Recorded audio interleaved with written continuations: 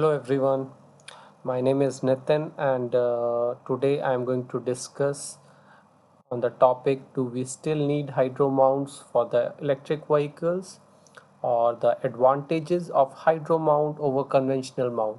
So uh, just to differentiate, when I say hydro mount, you can see on the right hand side of the screen, uh, there is a hydro mount shown. It has rubber inner, outer, and some channels, plastic channel, and a decoupler to give some extra damping. And if we see on the left hand side of the screen, it's a conventional mount with only rubber inner and outer. The inner is connected to the engine or a transmission, and the outer is connected to the car body. So in order to answer whether we still need hydro mounts for the electric vehicles, I would first like to tell you the basic difference or the main difference or the advantages of hydro mount over the conventional mount. So as you can see in the image, when the car is passed over a bump, there is excitation, low frequency, high amplitude excitation comes into the car. The major or the main difference or major advantage of hydro mount over conventional mount is that hydro mount is tuned at a specific frequency range for extra damping in Z direction against the road shake. Now as you can see the pic, the direction of excitation is Z direction. Conventional mounts don't have this advantage of extra damping against the road shake for specific frequency range. So, for example, generally the weight of the powertrain lies between 120 kgs to 300 kgs. Very heavy powertrain, six cylinder, eight cylinder. So, generally the powertrain bounce mode lies between 7 to 13 hertz, or in some cases on the higher side as well. Now, every time when the car goes over a bump stock, there is excitation, high amplitude, low frequency excitation, which excites the bounce of the powertrain. Now, if we have just a conventional mount, so if you can see this graph, in the conventional mount, the black line when gets excited, like when the powertrain gets excited, the response is shown with the black line.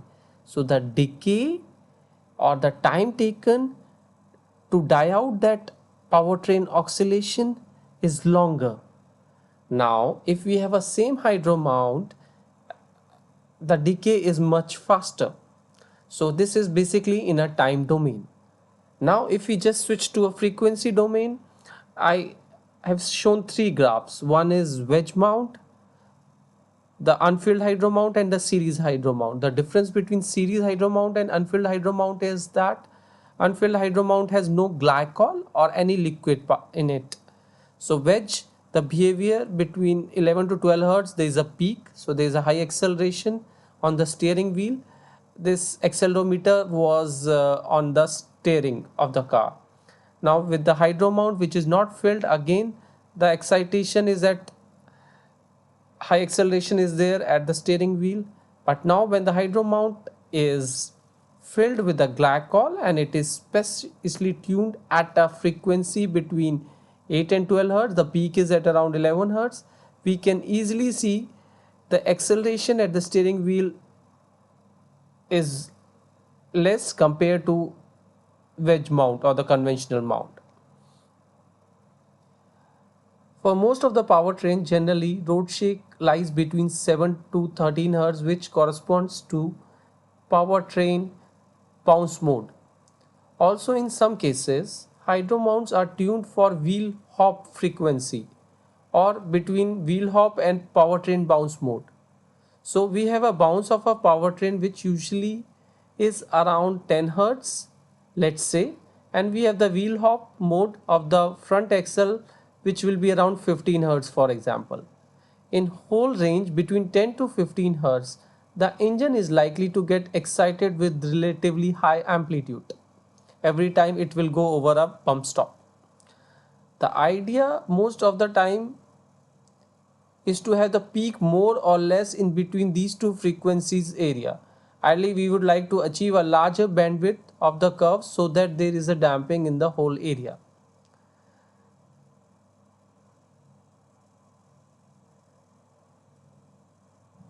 Conventional mounts can provide damping with rubber that lies between 2 to 8 degree compared to hydro mounts with the extra damping from fluid channel plus rubber which lies between 20 to 60 degrees.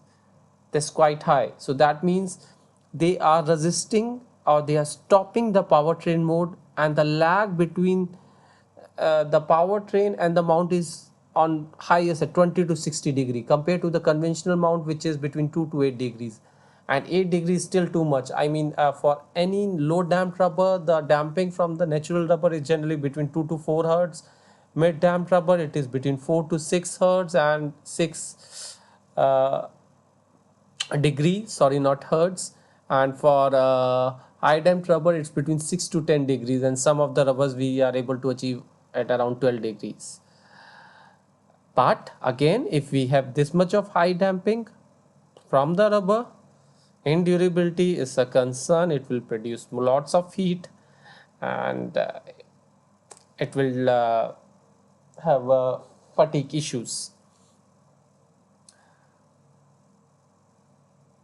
So now this was the advantage that because of a hydro mount, some extra damping, when the car is in a drive mode, it goes over bump, the excitation of the powertrain, and high damping kills or decay it quickly. Now, what is, do we have any other advantage? This is the major advantage, but the disadvantage is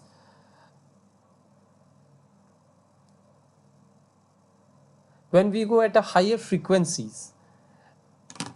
Let me show you with the, when we go at a higher frequencies, the dynamic stiffness of the conventional mount or the just a rubber mount is a straight line, but for the dynamic stiffness of the hydro mount is bit on a higher side, just because at higher frequencies the channel stops responding, so it is blocked, it is jammed, and because of that the liquid on the upper chamber is also resisting. We call that a puffing stiffness. So the dynamic stiffness of the rubber plus the puffing stiffness or the bulging stiffness of is also playing a role, so the stiffness goes on the higher side. Now at a higher frequency in a hydro mount will result in more issues related to acoustics. So generally when the frequency is higher and the amplitude is on the lower side, you want your mounts to be as soft as possible so that the transmissibility of the noise is less. But in a hydro mount it is more. Now in order to get rid of this issue, a well made tuned hydro mount has a special device called decoupler. So I won't go into that details because that's would be not the part of this video, because our motive is to decide whether the hydro mounts are suitable for electric vehicles or not. So now we know the advantage of using an hydro mount over a conventional mount. So if I just move to, and the disadvantage is that they are bit stiff at idle and at a higher frequencies. So the solution can be switchable hydro mount.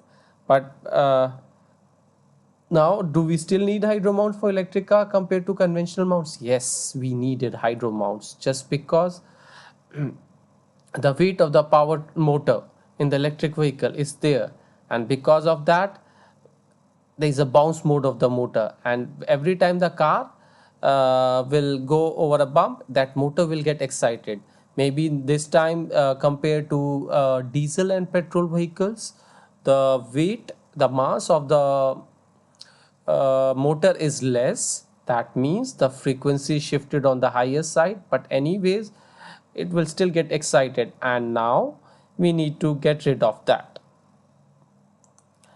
So as you can see, yes, for sure, in order to get rid of from road shake because of excitation of bounce mode of motor plus transmission, hydromounts are needed, which can provide higher damping for quicker decay of excitations. uh, Thank you. If you like my video, if you like my tutorial, you can like my video and also subscribe to my channel for more videos on powertrain mount at system and product level. My next video will be on type of mounting system for electric vehicles, or why pendulum system is preferred choice compared to 3-point or 4-point system. Thank you.